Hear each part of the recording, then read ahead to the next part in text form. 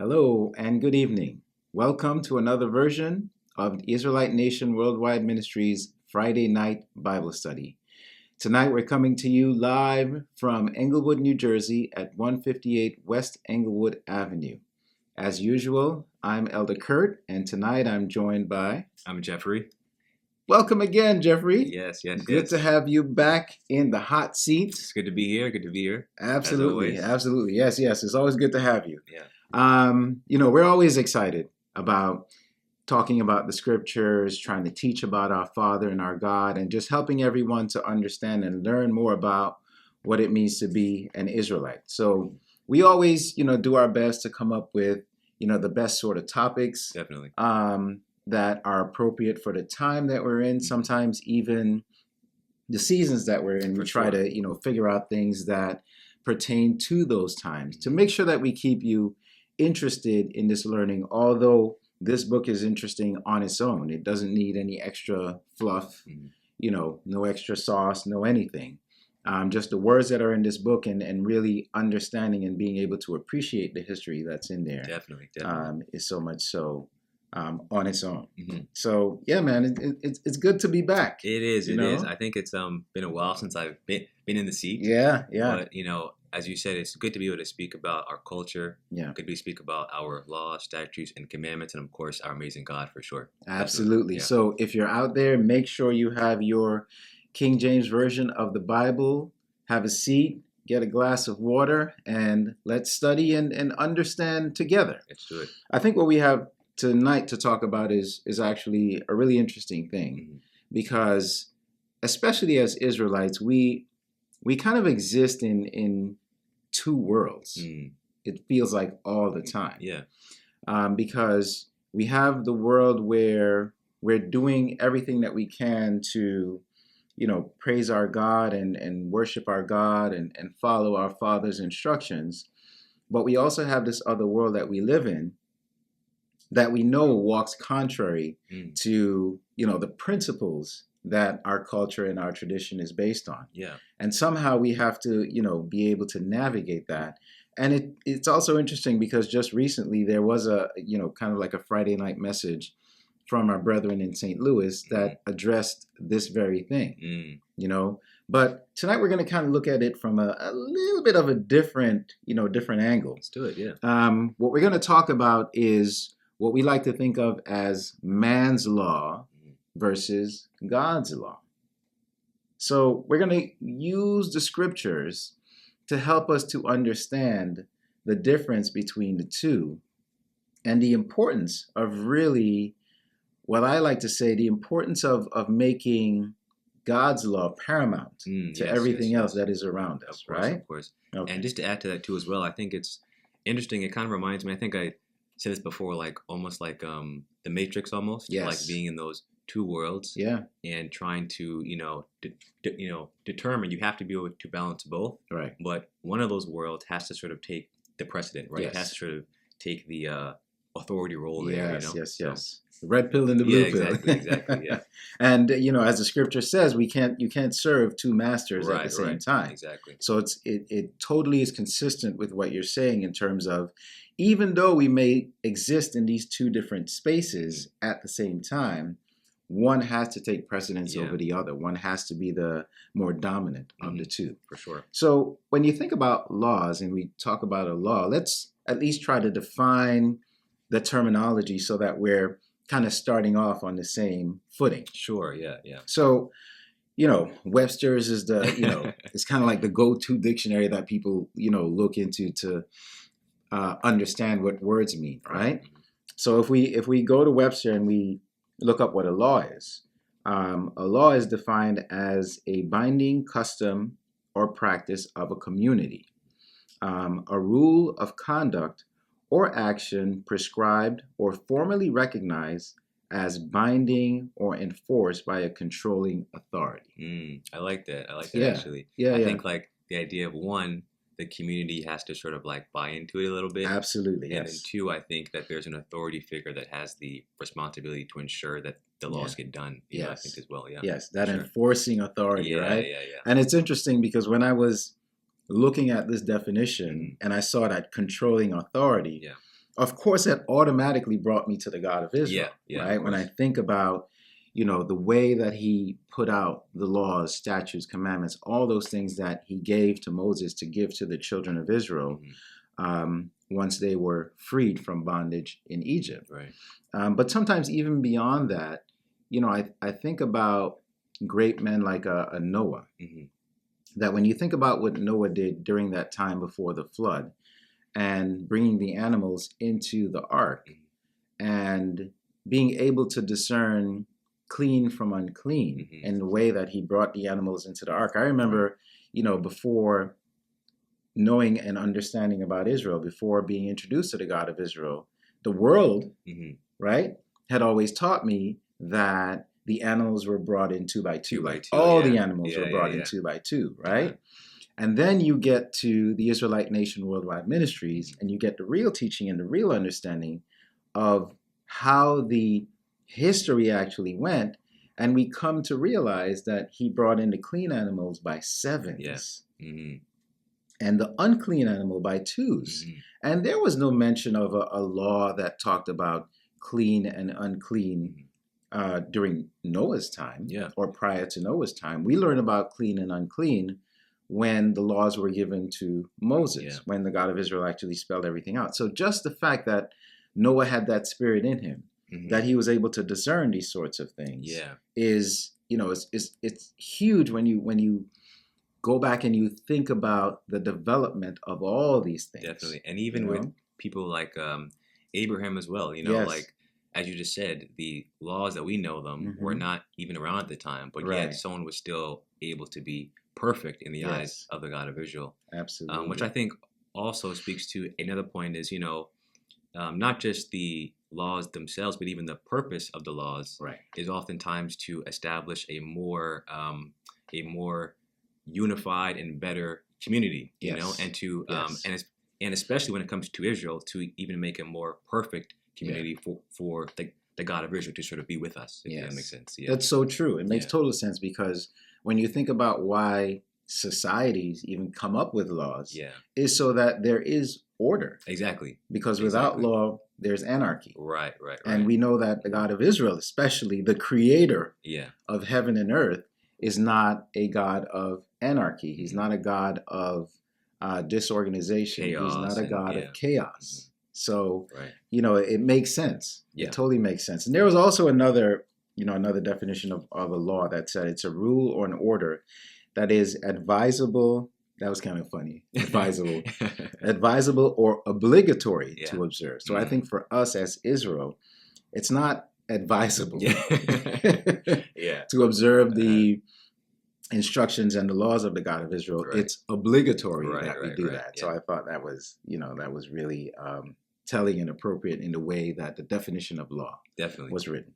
So now that we have that foundation, and we're standing on that foundation where a law is something that the community has to follow, that it is mandatory that the community follows, and that there is an authority that will enforce that law, then we can kind of move forward and see what are necessarily man's laws, what are necessarily God's laws. And it's not like we're going to go through verbatim every, instruction or law that the God of Israel gave, but we kind of want to look at it more from the standpoint of, like, what was the purpose? What sort of benefit? What detriment is there if you follow man's law as opposed to God or the God of Israel's law, or vice versa? I love that. So that's what we kind of want to dissect this into and break it down for our audience out there. So let's start basically in the beginning. That's what we like to do, right? Yes. It's interesting because when we talk about these scriptures, it's very seldom that you'll see us as Israelites that will take like one little snippet from one part of the book and just kind of hone in on that. We really weave a story, right? We really weave a picture. So that you get a really full understanding of what is going on. You have because without that, you're lost. This is not Sunday shrine worship where you go in and the pastor will read one little verse, or maybe even take one word. Yeah. And create a full sermon and right. never go to the scriptures exactly. on that one word. So this is not that place. Yeah. This is not that place. So we're going to start in the book of Genesis. Let's go to chapter 2. In the way beginning, okay. Way back in the beginning, because I want to look at what I like to think of as the first great instruction that was given. Okay. Given to man, I should say specifically. So if we go to chapter 2, I'm going to jump forward. Let's jump forward to verse 15. 15, okay. I can read this one. Okay. And the Lord God took the man and put him in the Garden of Eden to dress it and to keep it. And the Lord God commanded the man, saying, Of every tree of the garden thou mayest freely eat, but of the tree of the knowledge of good and evil thou shalt not eat of it. For in the day that thou eatest thereof, thou shalt surely die. Okay. So that rule, that instruction was given to the first man. Yeah.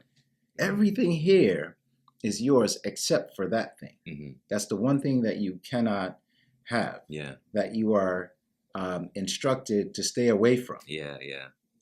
And that one thing, even with all those things that were in that garden, that one thing that they were supposed to stay away from, the other man enticed them to go and to take of that thing. Yeah. The funny thing about that too is, I always like to look at Adam and Eve as almost like children, like not that they were, but just because they were so new to everything. And you figure that the God of Israel, he has to set in place these rules. Yes. And again, without understanding the purpose or the reason behind it, sometimes I think it's easy to say, well, why can't I have that? And sort of be enticed. Especially as a child. Exactly. And it's almost sort of paradoxical in a sense in that, the rule itself almost allows you to break it. You know what I'm saying? Just because it was sort of put in place, So, so I think with this in particular, we're seeing that the God of Israel, again, is trying his best to say, hey, I'm trying to set up an environment for you that's the best environment for you to grow, right? Yes. But you have to trust that this rule that I put in place is actually for your benefit, So. And your point is well taken, because Adam and Eve were children. Yeah. They were full-grown bodies. But in terms of, you can even say their spiritual understanding, they were babes. Yeah. They literally were babes. So as we see children do, children always question. Yeah. And they always want to put that finger to the fire, put that hand to the fire, even though you tell them the fire is hot. Yeah. They want to experience it for themselves. And then on top of that, especially if they're not thinking about that sort of thing, and another child comes along and says, oh, come on, you can put your hand in that. You can put your hand in that fire. It's not going to burn you. Right. It's not going to burn you. So we see that as that first great piece of instruction, where, as opposed to following the instruction, following the law that was given, another law was followed. Yeah. Or another instruction was followed from Lucifer. Yeah. And we see the fallout from that. Right. We see all the things that occur as a result of Adam and Eve breaking the first great instruction that they were given. Yeah. And in a way, you can say, thank God that they did, because then we probably wouldn't be here. Don't know. But the point being that that's the detriment that we see even at that early time in terms of not following the instruction that was given. And it kind of sets even a tone to allow us to see the character of sort of human beings, I think, in general, that, again, there's always that resistance to follow rules, to follow laws. And again, too, the character of even Lucifer, that, hey, I'm not going to make this easy for the people either. You know what I'm saying? I'm going to put something that's going to look so nice, to feel so good, so that you're going to want to break that law. And I think that's a point, too, is, I've always been one to believe that people don't choose to break or to do things, or most people, just for the sake of it, right? There's some sort of benefit that they feel is on the other side of that. So I think that's a good point, too, as well, as sometimes it's not that people choose man's law over God's law because it's better, but because something on that man's law side seems like it'll be more beneficial or more enjoyable, you know? And the word is seems, that sounds like the grass is greener. Exactly. Principle. Yeah. It really sounds like the grass is greener principle. And oftentimes it's just so funny how we get caught up in that sort of thing, you know? It's sort of like having that door and not knowing what's behind that door. Yeah. And you have everything in the room that you need. But because that door is there, curious, you have to know what's on the other side. And even if someone is telling you, you do not want to open that door. I'm telling you, don't open that door. You don't understand why yet, but don't open that door. It's not time for you to open that door yet. Right. But you cannot help it. And then the key is right there. Yeah. You know, it's almost like you're being set up, right? Exactly, it's almost like you're being set up to go over there and open that door. Yeah. And then the big fire comes through the door and burns everything down that you had in your room. And you're like, oh my God, like, why did I do this? You know? So, yeah, great points. So, as we think about that, let's move forward and let's go to our forefathers' history where we get to a time that we see disobedience, but disobedience in a good way, and disobedience that brings about positive sort of outcome, right? Because oftentimes we think of, you know, disobedience and we automatically think that means disobedience to the God of Israel. But sometimes when we talk about disobedience, we're talking about disobedience to that side of the world that we're in that's contrary to the God of Israel, right? Yeah. So let's jump to the book of Exodus. Okay. And we're actually going to go into the first chapter of Exodus.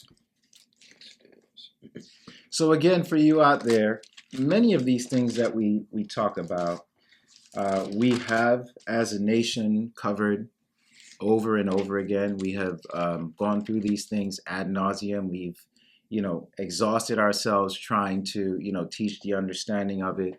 But the other part of it is also that with repetition, you gain a better understanding. And with repetition, you're able to see, hopefully, a little bit more than you did the first time you've seen it. It's kind of like when you watch a movie, you know, if sometimes even if you listen to certain songs, like the more you listen to a song or the more you watch a movie, the more you understand or the more words you understand in that song, the more you're able to recite the words of that song. You watch a movie, the more detail you see in certain scenes. And there were things that maybe you didn't pick up before, that now you're able to pick up those things because you've watched that movie multiple times. And it's the same thing with these scriptures. And that's why, you know, that has to be part of why the God of Israel instructed his children to meditate on the law. Meditate on it. It's not like you just look at it one time and then you got it down and you know it. You got to go back. You have to keep digging into it, keep diving into it, so that you finally really get a full understanding, a full breadth of what these words mean and what they're really trying to say and how they're really trying to direct us on how we're supposed to live our lives. And, you know, I think just to add to that too, I think, you know, even in our culture and in our laws, there are things that are put in place to even force us to do that, right? And I think that is even like, we're not going to go through all the laws, but if you do take time to go through laws, statutes, and commandments, a lot of those things are sort of embedded in our culture to force us to sort of make this our life, you know? So, for sure. So, you know, let's take a pause on that for a second, because I think that's a great point. When we read in the book of Genesis, the instruction that was given to man after everything had been created. And what did the God of Israel do on that seventh day? He rested. The seventh day was the day of rest. So there is this built-in sort of default device for us, where every month there's a day that the God of Israel says, rest. You know, stop all the hard work, sit back, rest. And that is as good a time as any to, if you're not doing it for the rest of the month. At least. You know, right? At least that the God of Israel is like, I'm giving you that time to rest, to grab your book and to meditate on that book, throw some honey on the pages, eat it up. Not literally, though. You know, right? Right. Yeah, not literally, because I know some of y'all out there might try it. But to literally eat this book up. And he gives us even just a day for us to be able to do that. And as you said, that is built into the law. And it's interesting how it's built into the law of nature. Yeah. Because again, great point. Yeah. And we talk about law of nature, and law of nature comes from the creator of nature, right? How it's built into nature that seventh day, you should stop everything that you do and rest. Yeah. And as part of that rest, you meditate on these scriptures. And that, I think that is like such a beautiful part about God's law too. As you're just saying, is like it just seems to flow so well. Yeah.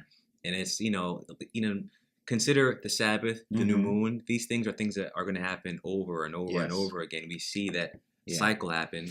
And to know that we are a part of that in some way, shape, or form, or that it was put in place for us to recognize, is such a fulfilling feeling, I think, and it's like, why would you not want to be in tune with something that great, So, it's just... Oh, man, I love that. I love that. I'm going to write that down somewhere. You got to stay in tune with something that is so much, bigger than yourself, right? Exactly. And it goes back to the definition of the law, that the community... the community is not about the individual, because so many of the things that we see in this day and age is about the individual. I got to get mine. I got to get mine. But when you're part of that community, you realize that there's something bigger than just yourself. And when you have the mindset of, I have to get mine, what in your mind then is the benefit of following the law? Because again, the law is something that we all have to agree is going to benefit us, right? Yeah. So if I'm just, for me, there's no incentive for me to want to follow any rule law unless it's one that I think is good for me, right? Absolutely. Yes. That's so true. Yeah. That is so true. And man, we're going to get back to it, but I think about the book of Ezekiel, and when Lucifer was sort of, going through how he was going to overthrow the God of Israel, and he says that I will rise to be greater than the Most High, and you see that selfish, behavior. So we can kind of trace that as to where that comes from. Yes, we can trace that as to where it comes from. And so if that's the case, then we want to be as anti that as possible. Exactly. That's the sort of thing we want to be disobedient to. Exactly. We want to be disobedient to being selfish to the point where it is to the detriment of our nation. Yeah. You want to be selfish to the point where you are so great at what you do and the gift that you've been given, that it then elevates your nation. Yeah. But you don't want to be selfish to the point where you're elevated and then your nation is left behind. Exactly. And your people are left behind. Exactly. All right. So let's go to, Exodus, first chapter Exodus. Yes. And we're going to fast forward to verse 15. Once again, I like verse 15. All right, verse 15. Okay. And the king of Egypt spake to the Hebrew midwives, of which the name of one was Shiphrah, and the name of the other Puah. And he said, When ye do of the office of a midwife to the Hebrew women, and see them upon the stools, if it be a son, then thou shalt kill him. But if it be a daughter, then she shall live. But the midwives feared God, and did not as the king of Egypt commanded them, but saved the men, children alive. So we see again here, they are not obeying this rule that the king of Egypt has put in place. Exactly. They're being disobedient. Yeah, being disobedient. They're being disobedient. Wow. And I think too, this sets up even a good dynamic of, again, man's law being directly in contradiction with God's law here too as well. Specifically as it pertains to his people, Yeah. So and it's such a great point, because you see how, again, this law was specifically directed at the house of Israel, at the children of Israel. To try and decrease their numbers, to try and take away the strength of the people of Israel. Right. Not that women are not part of the strength of the people of Israel, but the men represent the strength of Israel. The physical, the physical strength of Israel.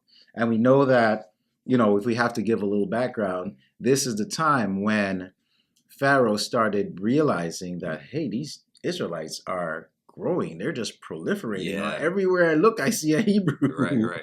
Yeah. They're gonna join up with our enemies and try to destroy us. So we have got to get them under control. Exactly. So he puts in place a law that's going to benefit him, exactly, right? And his people. Yes, right? Yes. So, Beautiful. And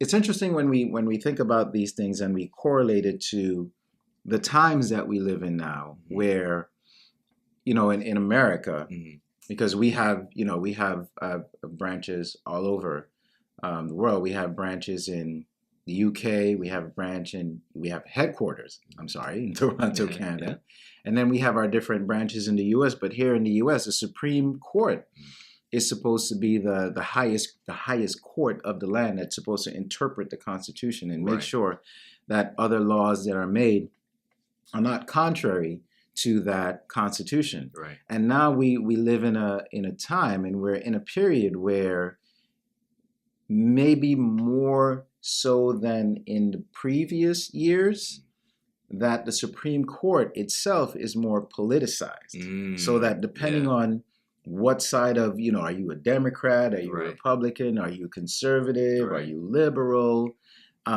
Those are things that then bias, the judge's decisions. Yeah. Based on, what end of that spectrum they fall on. Right. But the law of the God of Israel is so much more perfect that it doesn't require you to be biased, conservative or liberal or any of those things. The law is there, and you follow it, as it's written. Exactly. I mean, consider a law like follow or to uphold the Sabbath day, right?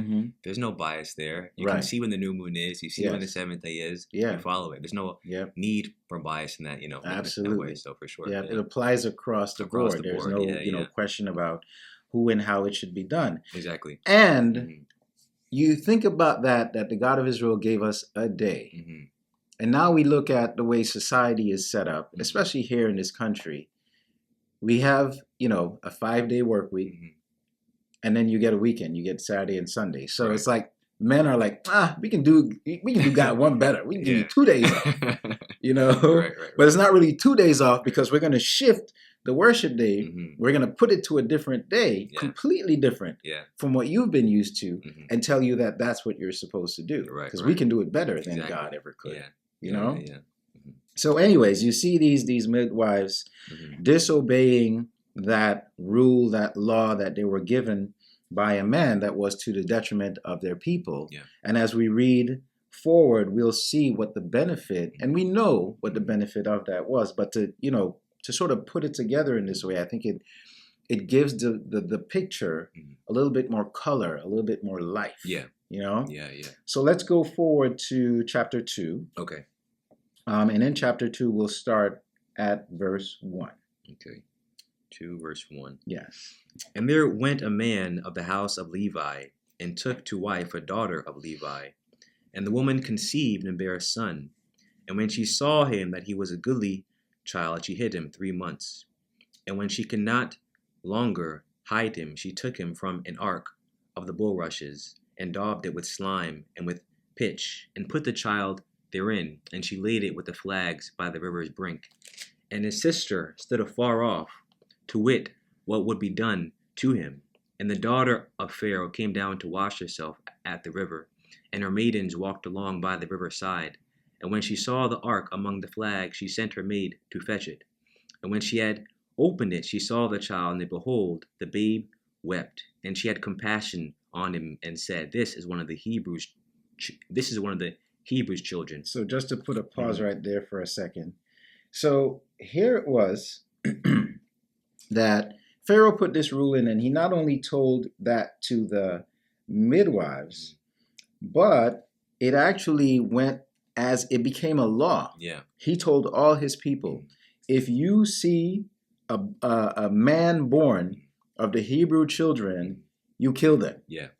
You throw them in the river and you drown them. So that was a law that was put in to all of Egypt.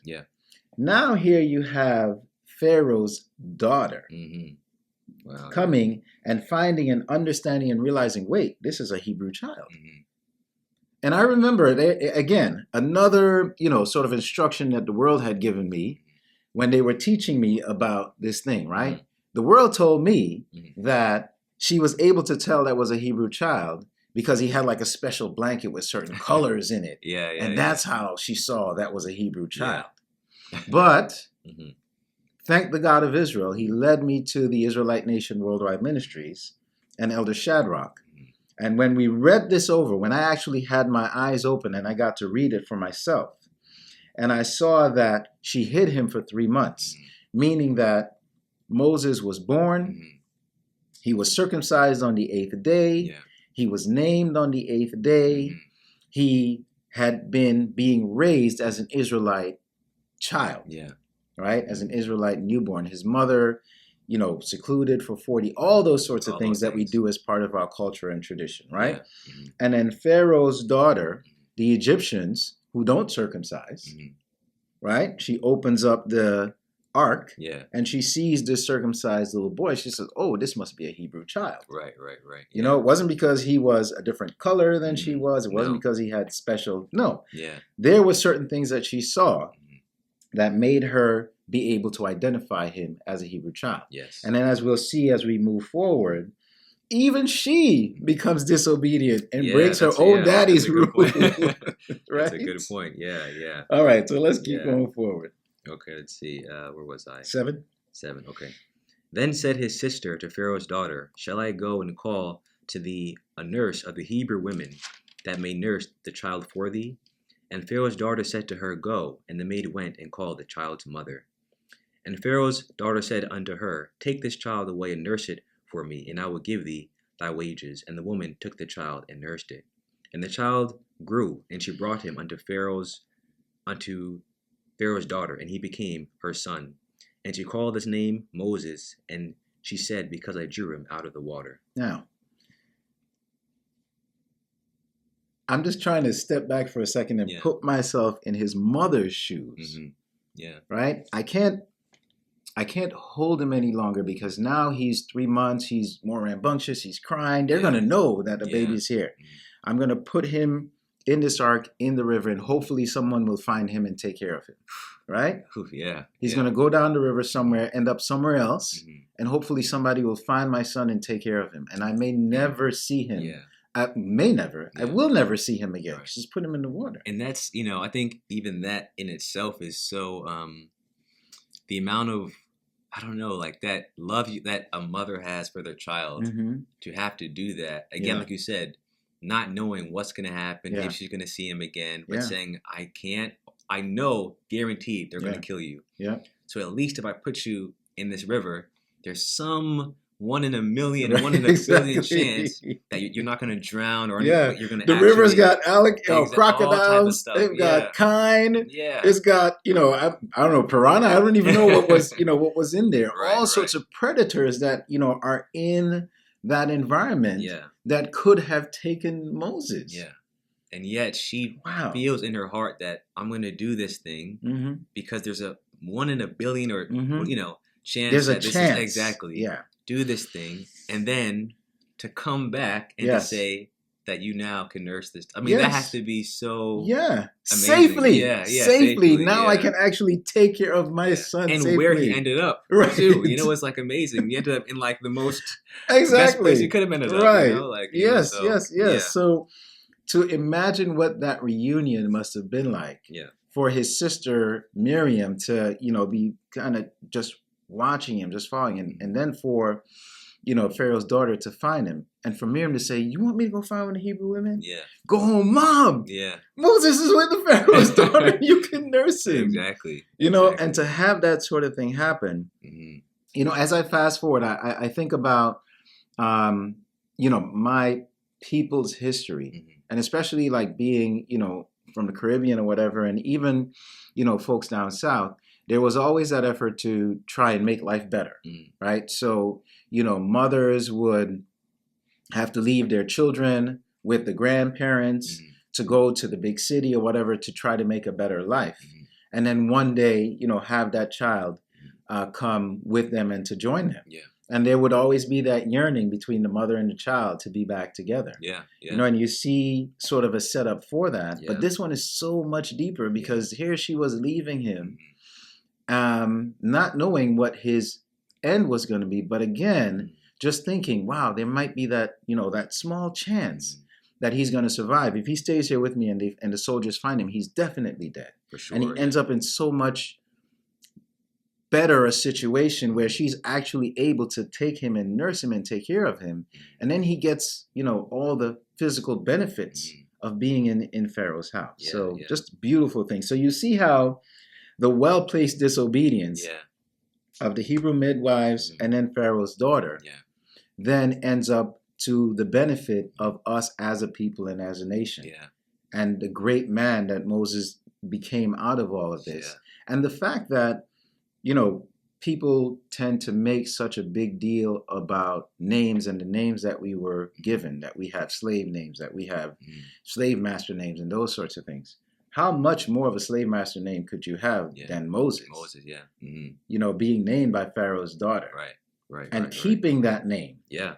Not changing your name even when you realize what your purpose is. Yeah.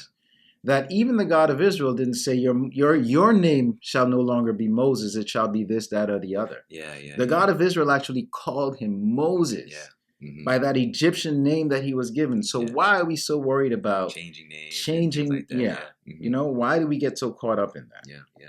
Or why do others get so caught up in that? Because we don't. Yeah. But anyways, let's keep moving forward. So not only in the, quote unquote, Old Testament do we see these, this disobedience and how it was detrimental to us and how it became beneficial to us as well. But even as we move forward, even as we fast forward to, through our whole history, and then we talk about the coming of Jesus and his purpose and the way that he was challenged even within the nation.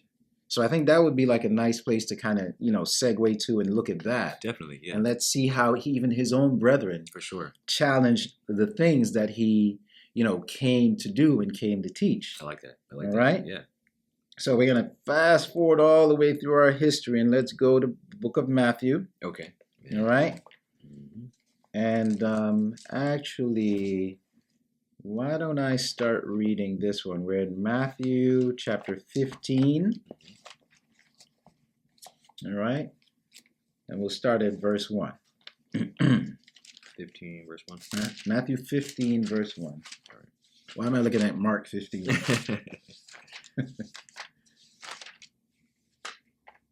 Matthew 15, verse 1. Yeah. Then came to Jesus scribes and Pharisees, which were of Jerusalem, saying, Why do thy disciples transgress the tradition of the elders? For they wash not their hands when they eat bread. But he answered and said unto them, Why do ye also transgress the commandment of God by your tradition? Man or God? Right? We haven't even, delved into it yet, but man or God? And my man is going all the way up. Y'all asking me about the tradition of the elders? Right. You're transgressing the tradition of God. Yeah. Yeah. I mean, this is like in summary of our lesson topic. Right. It's like it's such game over. Exactly. It's like that. The obvious question that he wants to put to them is, what do you value more? What is sort of your authority figure? Is it man or is it God? In that sense. Absolutely. What are you looking at? Exactly. What are you looking at? You're looking at my disciples eating bread and not washing their hands, as opposed to the instructions that I'm giving you as to how you should be interacting, how you should be treating your family, as opposed to how you should be treating your people. Because we're talking about, when you talk about the scribes and the Pharisees, these are like leaders in Israel. These are positioned people in Israel, right? They're the ones that the general population, the masses, look to for the answers and how things should be done. Right. And here they are, so entrenched in the physicality of what they're doing that they're missing that spiritual component, that they're missing the importance of putting the spirit into what you're doing. That's actually a really good point too, because even in this case, they are trying to, and I guess throughout the entire, book of Matthew even, the Pharisees are trying to observe some sense of God's law, but I think absolutely that's a good point is that, as you mentioned in the beginning, this is not a book in where you can just look at a verse and say, okay, it says to do that, so I'm going to do it. It's just, you have to know the entire story of it, right? Have that spiritual backing of it so you can Yes. understand, well, again, what is not the purpose per se, but what is the goal, right? Yes. The goal is to make a more perfect nation, right? And in this particular scenario, it's not that they are necessarily wrong in saying they should be watching. You know what I'm saying? It's just that look at where your priorities are, right? Look at what you're trying to emphasize when you're neglecting all the spiritual part, right? Yes. You have to be able to put those both into motion, right? Yeah. So even when trying to follow God's law, you still have to do so in a way that keeps God's purpose, if that makes sense, in mind. Absolutely. Yeah, for sure. Because again, it's like you're an empty shell. Yeah, exactly. Yeah. You're an empty shell. If you're an android or you're a robot. Yeah. You're just going through the motions. Exactly. And the God of Israel doesn't want us to just go through the motions.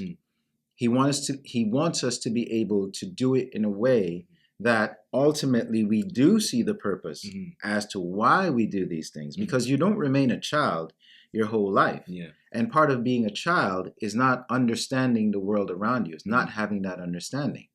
But part of being an adult is that you have gone through those phases, that you've gone through those phases of growth and that you understand. Right. And so we have to get to a point where we are no longer children. Yeah. Yeah. Needing milk. Yeah. But that we then become adults. Thinking of that same verse. Yeah. Right? Great minds. But that we then become adults that are able to actually handle the meat. And it's obvious that they couldn't handle it. Yeah. What's really funny too is, you think about even Jesus, right? And when he comes in, like, I think people sometimes have this like really false narrative of him trying to destroy the law or something like that. But, I think in many ways, Jesus not only like reiterates what the law is, but he even is saying like, when they say, what's the greatest law, the greatest commandment, right? And he gives them his answer and they're like, well, they're sort of confused by that. But it's like, that is the purpose of all of this, right? That's the purpose of all of this is that your God is the greatest and you should love your brother. That's the purpose of all these laws, So again, it's about when you're trying to follow God's law, if you're not doing it in spirit, in truth, it becomes like man's law where it's not based in anything, Exactly. So I think even Paul says that too about, again, like, like the law of like, so, circumcision, right? Yeah. It's important, yes. But if you're not doing it in spirit and truth and like serving God with your whole heart, then it's nothing. You wasted your time. Exactly. Yes. So I think, again, it's like, again, God's law has to be done with spirit, truth, and a pure, clean heart as well. Amen. Amen. Yeah. And great point, because one of the things Paul said repeatedly is having that circumcised heart. Yeah. You're not going to cut your heart open and try to circumcise the heart physically, right? But there is a spiritual aspect to everything that we do physically. Exactly. Right? There's a spiritual purpose to everything that we do physically. The scripture says we have to worship the God of Israel in spirit and in truth. And there are physical things that we must do to show the Father that we are following his instructions. But those things have a spiritual purpose. Right. So it's like you said, if you you can go verbatim, circumcise. Yeah. But if you circumcise and then you're not treating your family, your brethren in a certain way, that circumcision was for nothing. Yeah. And you might as well be following man's law because you actually are. Right. Yeah. All right. Want to keep moving forward on 15? I think we kind of I know we did good on that right there. Yeah. All right. Where were we? 4. Okay. For God commanded, saying, "Honor thy father and mother," and he that curseth father or mother, let him die the death. But ye say, whosoever shall say to his father or his mother, it is a gift, by whatsoever thou mightest be profited by me. And honor not his father or his mother, he shall be free. Thus have ye made the commandment of God of none effect by your tradition.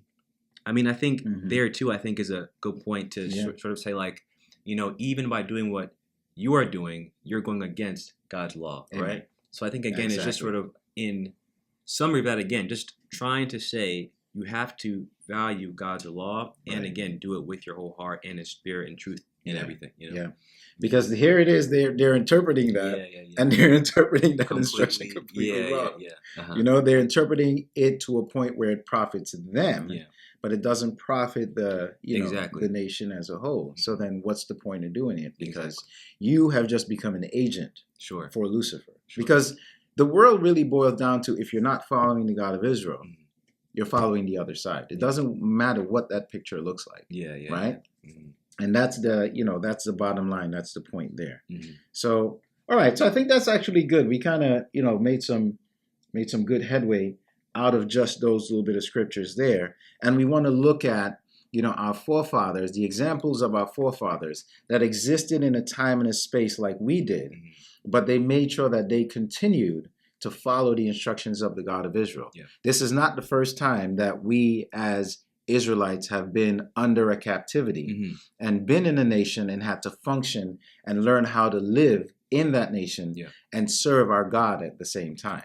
So let's look at our forefather Daniel, because he is such a great example, as to how to do that sort of thing. How much higher in a society can you rise than to be in the heads of the government, and also have to be able to find a way to continue to worship your God and to serve your God in the way that your God actually prescribes. So we're going to go to the book of Daniel. And we'll go to chapter 6.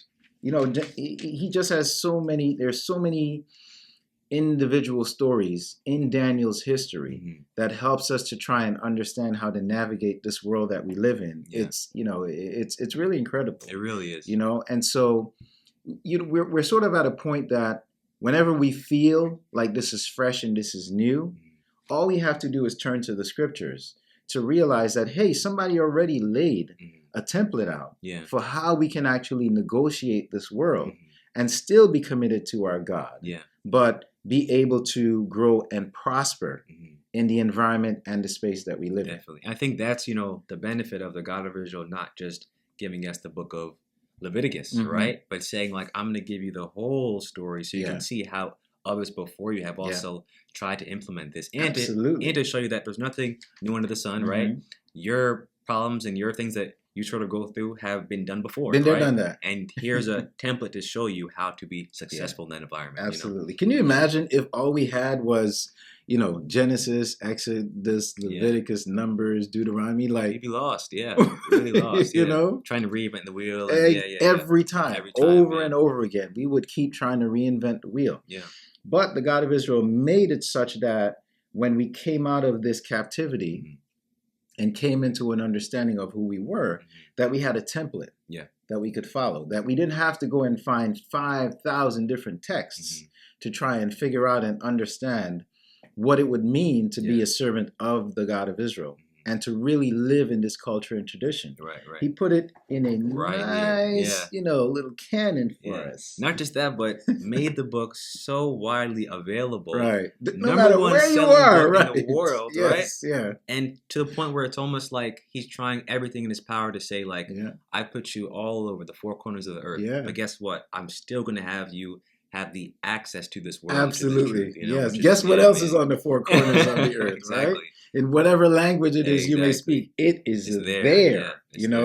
They have Moses and the prophet. Let them hear them. Exactly. It's there, man.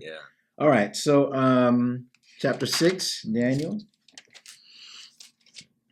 So we're going to give a little backstory here, right? This is Israel in captivity in Babylon. Daniel and his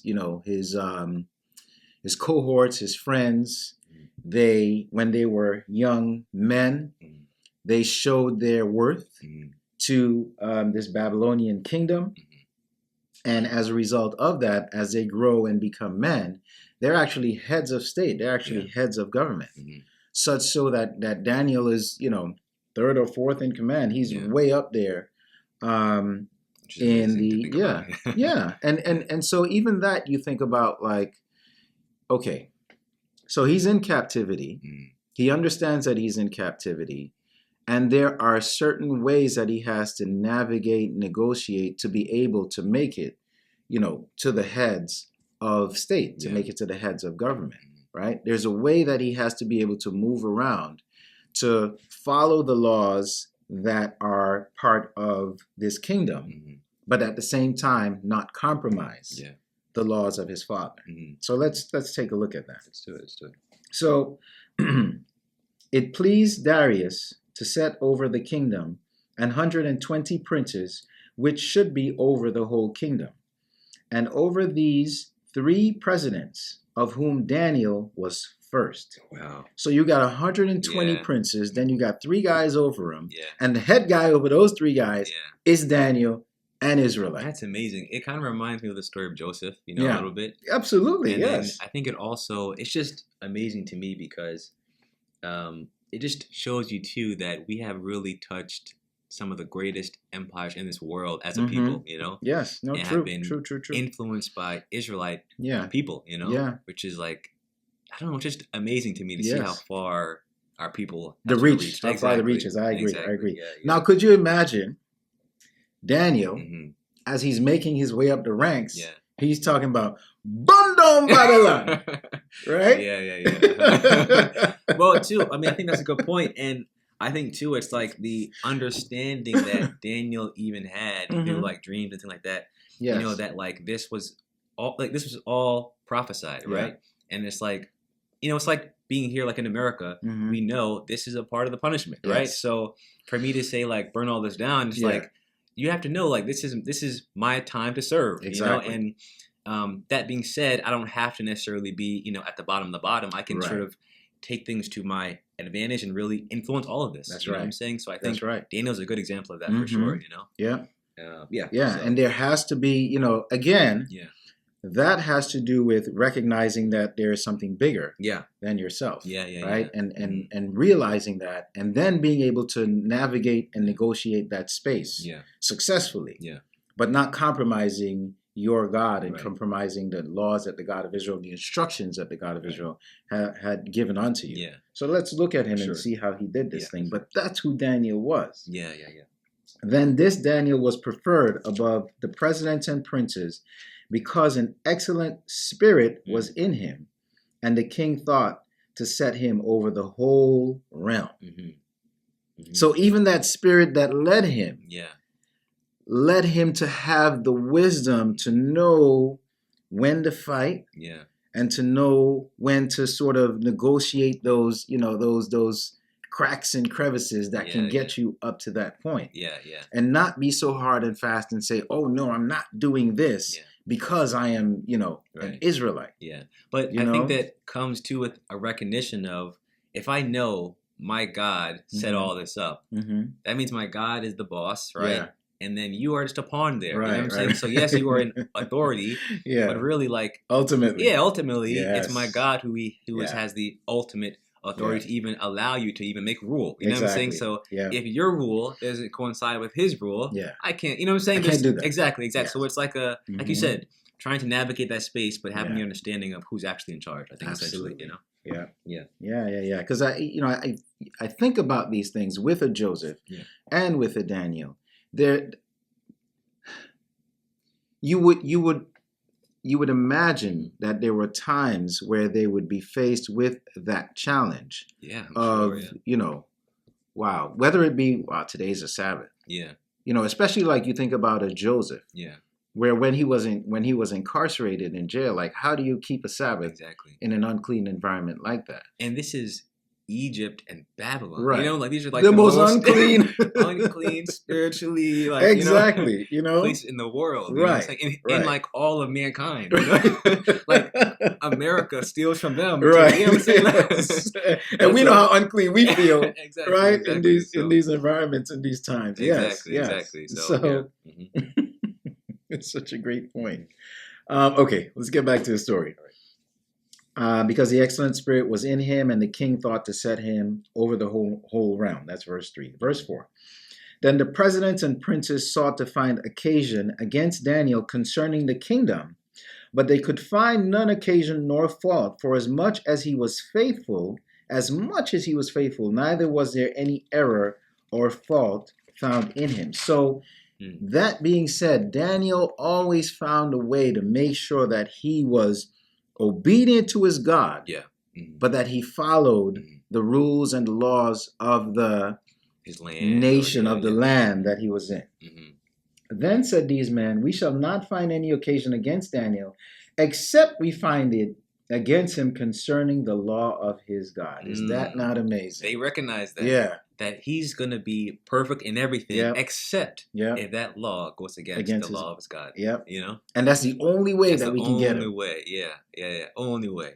And that should be the standard that we hold ourselves to, right? That should be the goal that we bring ourselves to, is that we are able to function in the environment that we're in, but that we don't compromise our spirituality. Right? What does our elders say? We don't criticize and we don't compromise. So that has to be the ultimate goal. Not that we create, not that we create new things to try to show ourselves to be so, holy and righteous. Why do you need tassels on the end of a t-shirt? Why do you need to change your name into something that, your spirit won't recognize? Why do you need to speak a language that you can't communicate to your people to? How does that then uplift the nation? How does that edify the nation? All those things edify you personally, right? Because then you feel great. I mean, I can speak a language. I got this costume. Man, I am up there. Exactly. And I think too, we are supposed to be the light wherever we go, right? So in order to be that light, people have to be able to recognize it that, even based in our law, this guy is great. This guy is perfect. Amen. If all he did was go against and go against and go against, people would not be able to recognize how amazing, what a great, you know what I'm saying? He would never have been the president of this entire, Exactly. So I think it's important to recognize that it's not about, being Israelite is not about being anti everything else, right? It's about being wise enough to know, again, how to navigate that space. Amen. So that's a great point. Great point. Mm-hmm. Because, you think about Joseph. Do you think Joseph wore tassels all over Egypt? They thought he was an Egyptian, right? You know? So, you think he wore tassels do you think Daniel wore tassels all over Egypt, even though he and his brothers, when they went into that training, what did they do? They didn't eat everything, the things that everyone else ate. He said, no, we'll do this, and we'll show you that by doing this, we'll be even better than everyone else around us. Do you think that Daniel wore tassels all around? Do you think Daniel went around saying, my name is Daniel, don't call me Belteshazzar? You know? Do you think that's what he did? I doubt it. I doubt it. Not when we read the scriptures. And let me keep going forward. So where was I? 6? Yeah, I think so. Okay. Then these presidents and princes assembled together to the king and said unto him, King Darius, live forever. All the presidents of the kingdom, the governors and the princes, the counselors and the captains have consulted together to establish a royal statute, another law, and to make a firm decree that whosoever shall ask a petition of any god or man for 30 days, save of thee, O king, he shall be cast into the den of lions. Wow. You can't ask a man for a favor, nothing. You know what I'm saying? 30 days, that's crazy. Listen, man, because they knew they could have said that. They could have made that decree for a week. Yeah, exactly. Because they know what Daniel does. That's a good point. Yeah, this guy's always up there praying to his God. And what's going to happen? What has to happen in 30 days? At least a Sabbath has to happen. You know what I'm saying? Yeah, like, recovering it all. Exactly. Right? We don't get it. Exactly. We are going to get him. Something has to happen in there where he's going to pray or something. You know? Absolutely. We are going to get him. Right? Because what did they say? The only way we can get him is by having him transgress his God's instructions. Which means, too, they also recognize that, this is someone that is very much committed to his God as well. Amen. Amen. Great point. Great point. Yeah. Now, O king, establish the decree and sign the writing that it be not changed according to the law of the Medes and Persians, which altereth not. Wherefore King Darius signed the writing and the decree. These kings were they were pretty dense guys, right? I think so, yeah. I think so. Are they trying to get me? That sounds like a good idea, guys. Let me just sign off on that because, of course, oh, king, everyone has to come to you. They can't go to their God. So now in his head, he's exalted, right? That whole selfish thing comes in. Exactly. I am greater than all their gods. So everyone has to come to me for the next 30 days. And anyone that doesn't goes into the den of lions. He's not thinking about his humble servant, Daniel, that's so committed to his God, right? Because you figure if all these presidents know how committed Daniel is to his father, then there's something that they see in him. There are ways that he acts and interacts that they can see that. Just so much so the king can see that as well, right? They all have that sense about him. This guy is different. You know? Verse 10.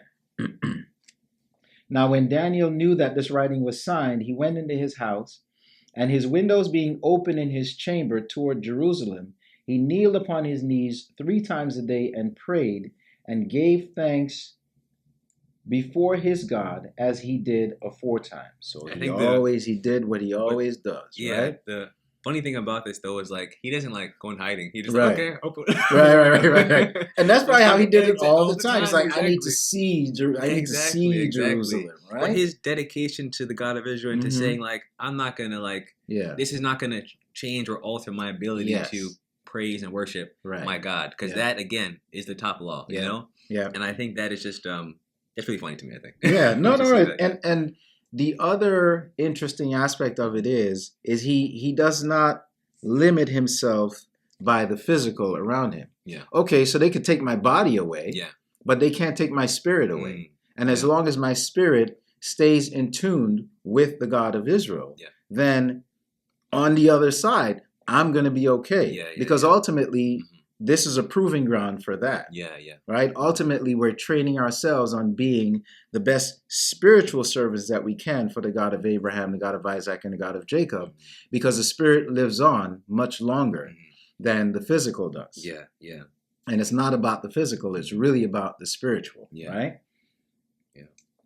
So 11, then these men assembled and found Daniel praying and making supplication before his God. Then they came near and spake before the king concerning the king's decree. Hast thou not signed a decree that every man that shall ask a petition of any god or man within 30 days, save of thee, O king, shall be cast into the den of lions? The king answered and said, the thing is true, according to the law of the Medes and Persians, which altereth not. Then answered they and said before the king, that Daniel, which is of the children of the captivity of Judah, regardeth not thee, O king, nor the decree that thou hast signed, but maketh his petition 3 times a day. Then the king, when he heard these words, was sore displeased with himself, and set his heart on Daniel to deliver him. And he labored till the going down of the sun to deliver him. Then these men assembled unto the king, and said unto the king, now, O king, that the law of the Medes and Persians is that no decree nor statute which the king established may be changed. So here's the king. He's not even mad at Daniel, right? Like, what did I do? He's like, what did I do? Right. This is my guy. What have I done? You know? And now he's trying to figure out, how do I back out? How do I get out of this so that I save Daniel? That's the kind of favor that Daniel ended up gaining from the king of the most powerful nation in the world at that time. Amazing. And two, I think, I don't know, it's just like he's trying so hard to figure out like, how can I like maneuver this? How can I change the law? How can I, you know? You're the king, man. Exactly. You're the king. And then even in that next verse when he's like, your God's going to deliver you, I think even that is really telling too, because it's he's like, look, there's nothing I can do in my power, but I have, you know, faith, and I've seen you do amazing things, and I believe that your God is going to save you. You know, just no matter amazing. what. And we know how the story turns out, of course, because exactly what King Darius is saying is the truth. That the God of Israel did save Daniel out of that den of lions. You know, just like he saved his friends from the fiery furnace. Because of their commitment, their dedication. And there's another story where at the time Nebuchadnezzar is, you know, talking to Daniel about interpreting dreams and that sort of thing. And he's telling Daniel things. He's calling him Belteshazzar first. And he's telling him, I know that the spirit of the gods are in you and you're able to do this thing. And nowhere in that story do you see Daniel saying, "Oh no, let me correct you, man. It's the one God that's in me." Yeah. You know, like, okay, so what? The Yeah. king says that, and that's how the king interprets it from his understanding. But Daniel having that greater understanding and realizing that the God of Israel is in control, and he just does, what he has to do. So again, being able to navigate and negotiate God's law and man's law, but at the end of the day, and in the final analysis, not transgressing God's law, because that's really the one you don't want to be disobedient to, right? For sure. Okay, let's look at another example of our forefathers, our sister Esther, and how Esther was able to negotiate and essentially save her people from utter, that's the thing on the cow, right? Not utter destruction. So we'll go to Esther. Let's go to 2nd chapter. So we'll go Esther chapter 2, we'll go to verse 5.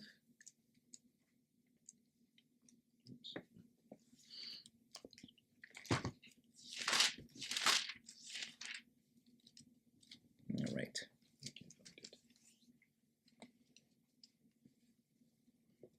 So Esther chapter 2, verse 5. It's going to be great when that time of Purim comes around again. I know. And we get to, revisit this history and really, see all the great things that we do as Israel to remind ourselves of the great sacrifice that Esther made to basically save us as a nation and as a people. So as we're in chapter 2, I'm going to skip down to verse 5. Okay. Now in Shushan the palace there was a certain Jew whose name was Mordecai, the son of Jair, the son of Shimei, the son of Kish, a Benjamite, who had been carried away from Jerusalem with the captivity which had been carried away with Jeconiah king of Judah, whom Nebuchadnezzar the king of Babylon had carried away. And he brought up Hadassah, that is Esther his uncle's daughter, for she had neither father nor mother, and the maid was fair and beautiful, whom Mordecai, when her father and mother were dead, took for his own daughter. So it came to pass when the king's commandment and his decree was heard, and when many maidens were gathered together unto Shushan the palace, to the custody of Hegai, that Esther was brought also unto the king's house, to the custody of Hegai, the keeper of the women. So here's Mordecai trying to get a better life for his cousin, Esther. And the decree goes down that the king is looking for a new wife because of what Vashti had done. Right. And this Israelite that is so committed and dedicated to his people tells his cousin, hey, go and try to, become the king's wife.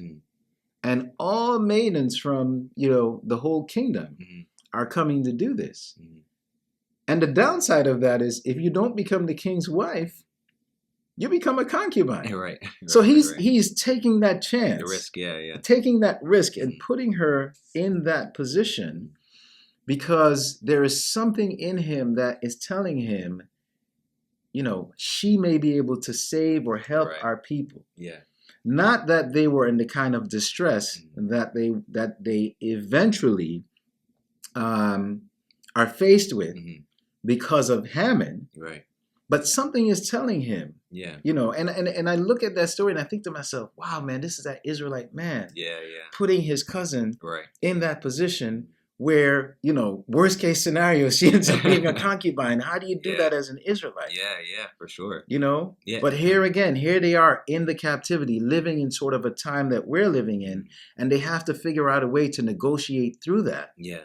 And live by the rules and the laws of that land. Yeah. But also follow the rules and the laws of the God of Israel, not compromise the rules and the laws of the God of Israel. And that, I think, is an interesting thing, too, as well, because it's like, as you're just saying, it's not like, God or like an angel came to say, hey, do this thing, right? Yeah. But he has to figure out, the God of Israel did not give me a direct law to say, what do I do right now? Right.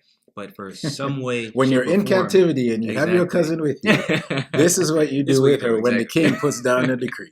Exactly. Leviticus 72:85. But he has to find some way, shape, or form to say, how can I maneuver in man's world, maneuver man's law, maneuver this custom or whatever to most benefit my cousin and my people, right? And I think that is a thing too. It's we can also use man's law if it will benefit us, you know what I'm saying? And sort of our customs, right? Yes. And so I think in this scenario, there's no God's law that he can really go to. So he says, you know what? How can I use that law or that custom to benefit my people? Right. You know? Yeah. Because what Israelite woman wants to become a concubine? Yeah. You know, when you really think about it, and to take a chance like that. Yeah. You know? Okay, where was I? 9, I think? I think so. Yeah. And verse 9. And the maiden pleased him, and she obtained kindness of him, and he speedily gave her things for purification, which such things as belonged to her, and 7 maidens which were meet to be given her out of the king's house. And he preferred her and her maids unto the best place of the house of the women. And you see that, that theme keep playing itself over and over again. Yeah. That those that are placed over us, that we gain favor with them. And because we gain favor with them, that we're able to do something so much greater for the family and for the nation. Right. You see that in Joseph, you see that in Daniel, you see that now in Esther. We even see that in way back even in Abraham's time, in Abraham. Yeah. So we just see that recurrent theme, that again, as an Israelite, you have to be able to understand how to negotiate the environment that you're in and use that environment, utilize that environment for the betterment of yourself as an individual and then ultimately for the betterment of your nation. Yeah. And while doing all those things, not compromise the God of Israel's instructions and his laws. Yes. And Esther, verse 10, Esther had not showed her people nor her kindred, for Mordecai charged her that she should not show it. And Mordecai walked every day before the court of the women's house to know how Esther did and what should become of her. Now when every maid's turn was come to go in to King Ahasuerus, after that she had been 12 months according to the manner of the women, for so were the days of their purifications accomplished, to wit, 6 months with oil of myrrh, and 6 months with sweet odors, and with other things for the purifying of the women. Then thus came every maiden unto the king, whatsoever she desired was given her, to go with her out of the house of the women unto the king's house. In the evening she went, and on the morrow she returned into the second house of the women, to the custody of Shashgaz, the king's chamberlain, which kept the concubines, which she came in unto the king no more, except the king delighted in her, and that she were called by name. Again, you go through a year of this purification, then you go spend a night with the king, and if the king don't want anything more to do with you, you go with the concubines. Right. So that's the environment. Yeah. The potential risk that he's putting Esther in if she is not made queen. Yeah, wow. Incredible. That's a lot of faith that no. She's going to end up being chosen by the king because she's going to gain his favor. Yeah. Yeah. Now when the turn of Esther, the daughter of Abihail, the uncle of Mordecai, who had taken her for his daughter, was come to go in unto the king, she required nothing but what Haggai, the king's chamberlain, the keeper of the women, appointed. And Esther obtained favor in the sight of all them that looked upon her. Boy, she must have been, a looker. So Esther was taken unto King Ahasuerus into his house royal in the 10th month, which is the month Tebeth, in the 7th year of his reign. And the king loved Esther above all the women, and she obtained grace and favor in his sight, more than all the virgins, so that he set the royal crown upon her head and made her queen instead of Vashti. Amazing. So Mordecai took this chance and put Esther in that environment and even told her, don't tell anyone who you are. Yeah. Imagine that, though. I mean, I think... a year. Exactly. Right? Don't tell anyone who you are. Yeah. That's pretty fascinating, too, because, again, it's like... I think a lot of people in today's context might see that as like a bad thing. You know right. what I'm saying? Yeah, absolutely. But again, having that wisdom to know like this is the best way to navigate that right now. You know? Yeah, that's what we need from you at this point. Yeah. Because at some point you're going to be called to do something greater. Yeah.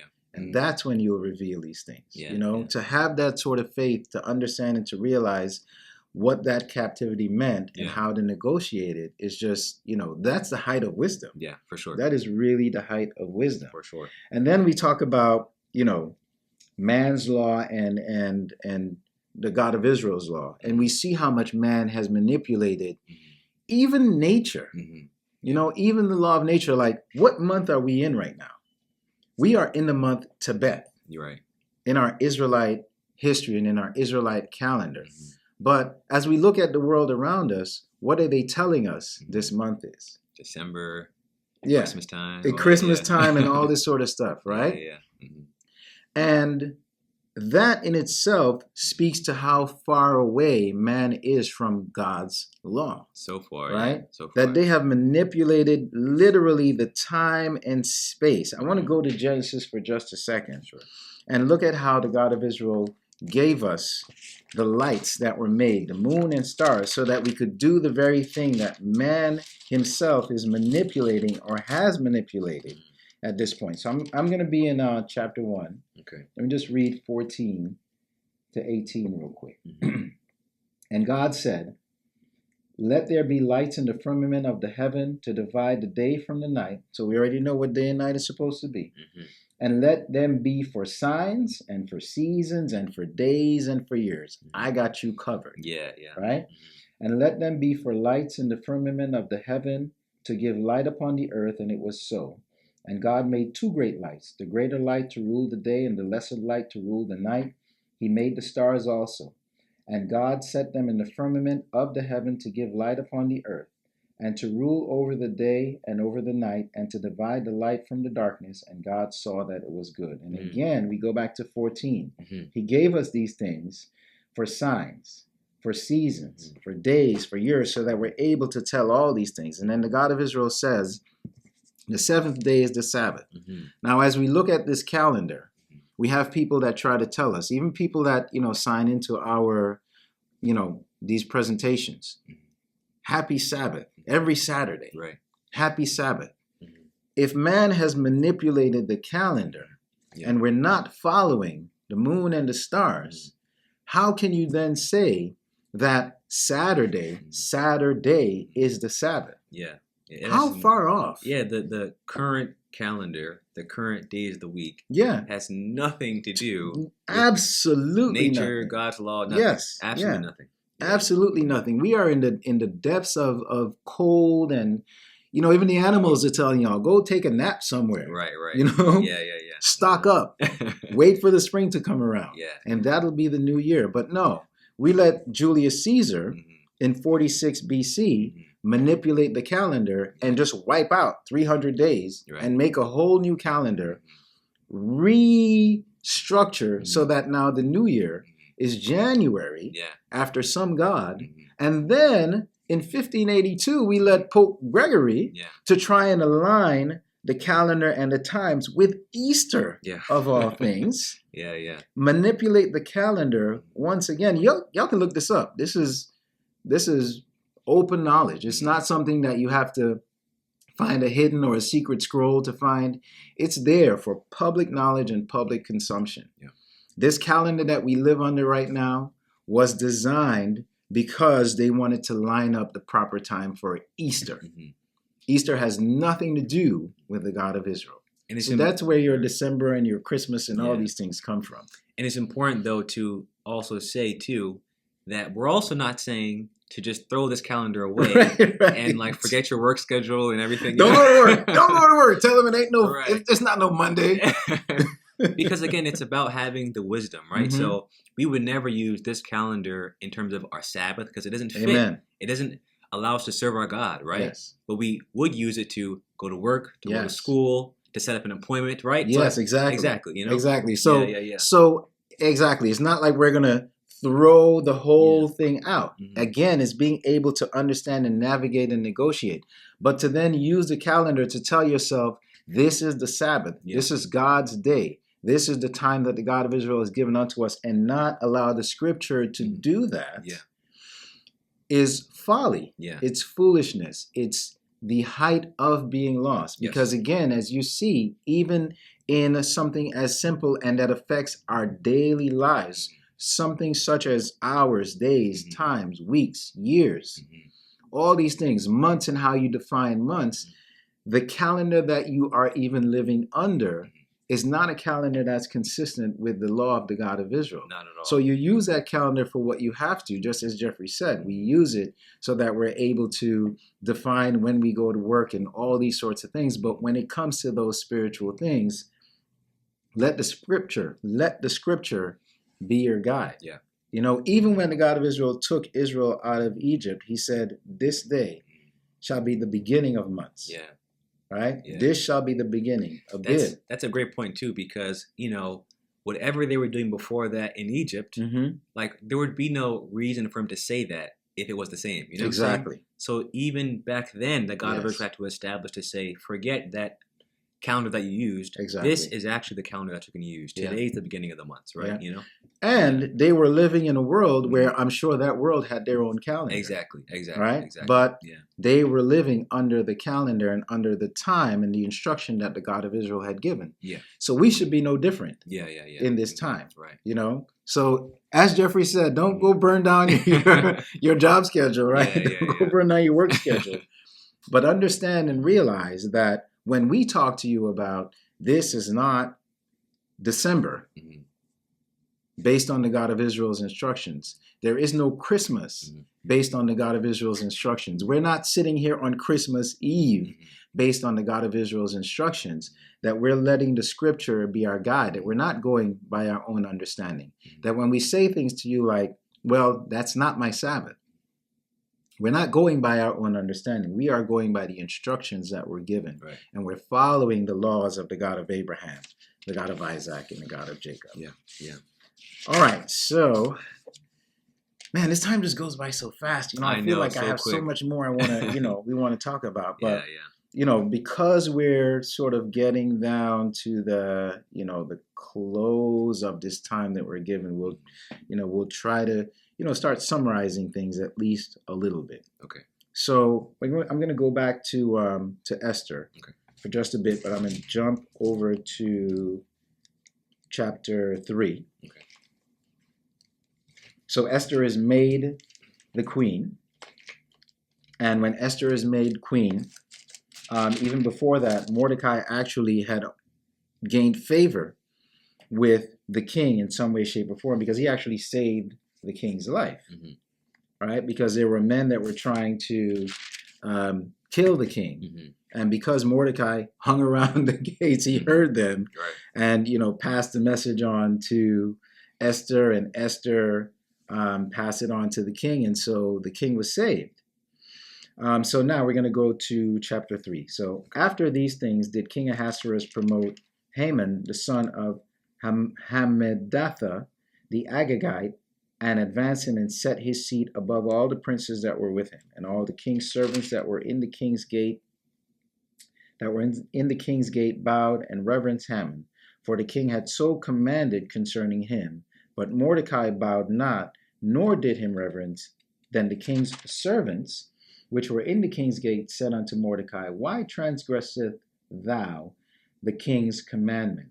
It's funny as I read this, it takes me back to what the Pharisees said to Jesus.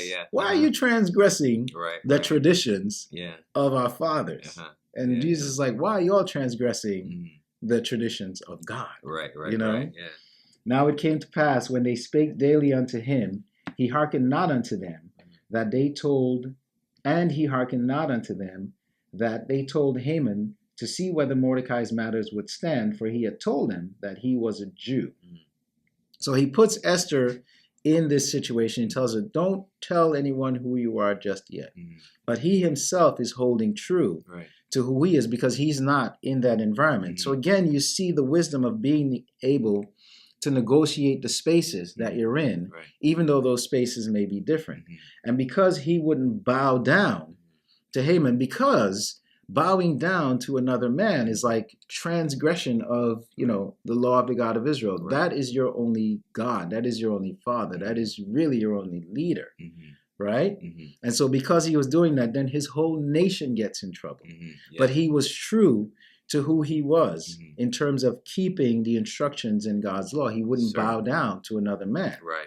And I thought that was so telling in that situation. Definitely. I mean, as you just said, his wisdom to be able to tell his cousin what to do in her circumstance, and then also to realize in this circumstance, if I don't uphold this, I'm going to be going against my my God's law, Absolutely. And that will put us in a worse predicament, right? Exactly. So I think even in this here, he's able to show a lot of wisdom there, I think, for sure. Yeah. And again, ultimately, we have to be able to use that wisdom to,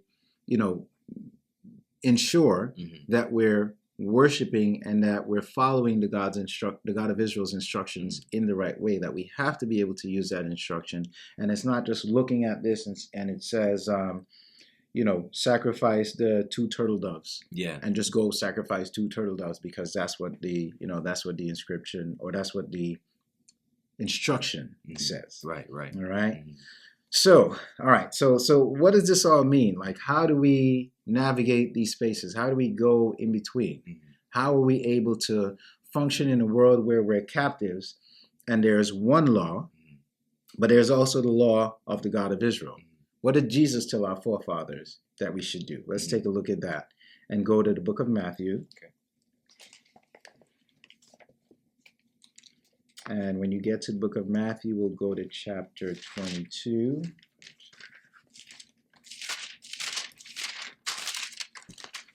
And you want to read from verse 15? 15. Yeah.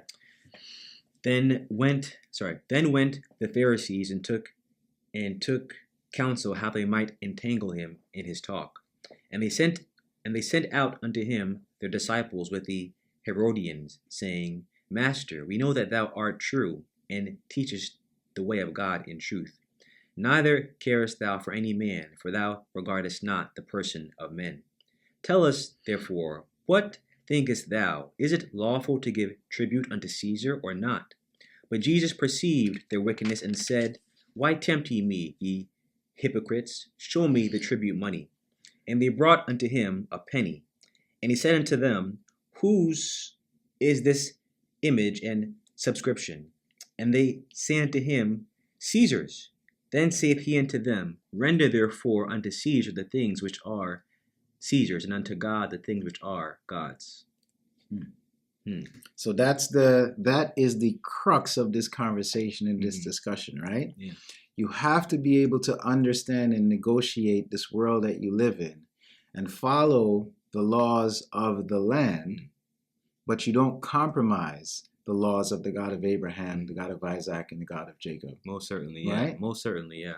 I think, again, perfectly said, give unto Caesar what is Caesar's, to God what is God's. Amen. And I think for our God, he expects a level of excellence when it comes to his law. Yes. So as long as that is not compromised, yes. I think for everything else, use proper wisdom, you know, to know what's going to be beneficial not only for you, but for your people, for your community, and for your culture. Beautiful, sure. beautiful. We should just cut it off right now. I don't think we could say that any better. All right, so let's, I like to put a bow on things and wrap it up very nicely, summarize it very nicely. I think Matthew 22 does that. So Matthew 22:15 does that so well. Yeah. But let's look at Psalm 1 to kind of, put it all together as well and to really understand how important this all is to the God of Abraham, the God of Isaac, and the God of Jacob, and ultimately how important it is for us as his servants. And it's interesting that in the very first psalm that David wrote, it says, Blessed is the man that walketh not in the counsel of the ungodly, nor standeth in the way of sinners, nor sitteth in the seat of the scornful. But his delight is in the law of the Lord, and in his law doth he meditate day and night. I love that. So that's how important the law of the God of Abraham, the God of Isaac, and the God of Jacob is. Mm-hmm. That we are supposed to love that law. We are supposed to have delight in serving the God of Israel through his law, statutes, and commandments. And we would want to meditate on it day and night. And that we would, exactly. Because again, what does meditating on that law day and night help you to do? Gain further understanding of it. Mm-hmm. Gain wisdom from it. Right. It's not the sort of thing you just look at it one time and you know it and you got it down. Right. And now you're good for the rest of your life. No. You got to go back and keep going back and keep going back and keep gaining greater and greater understanding of it. And, sorry to cut you off, but and that understanding is not about personal gain either. Right. Because, again, what's the purpose of the law, right? The purpose of the law is to benefit the people, the community. You can't be an Israelite, as we say, by yourself, right? Yes. So the more you understand the law, the more you can love your God and love your brother. Amen. Because man not walking in the counsel of the ungodly, not walking in, the way of the world, let's say, right? Standing in the way of sinners, sitteth in the seat. It's not anything that's individualized, right? It's about how you negotiate the world and your environment around you. And so you put together Psalms 1 and Matthew 22 together, and you really have a great template and great foundation as to how to negotiate the world that you're in. Agreed. Follow man's law, but don't transgress the God of Abraham, the God of Isaac, and the God of Jacob's instructions. Agreed. Yeah? All right, man. Well, we're going to have to find another time to do this. Yeah, that was a great time to come back. Yeah. This was great, man. Yeah, this was really wonderful. I hope and pray that for those of you out there that you have gotten some good meat from this. I certainly encourage you to go back and look at these scriptures, look at the history, the stories of our forefathers, to help you to understand better how you can negotiate this world that you're in and this time that we're in, and how you can even understand more about what it means to be an Israelite and to serve the God of Abraham, the God of Isaac, and the God of Jacob. So we forgot to tell people to like, share, comment, all those things. If you want to become a part of this great nation, click the link in the description below. We will be there with you to answer your questions, throw the fires up, the sevens, all those things. But we thank you so much for allowing us to come into your home tonight, to be a part of you. And I hope that, again, you leave tonight with even a greater understanding of what it means to be an Israelite. So with that, we leave you with peace. Peace.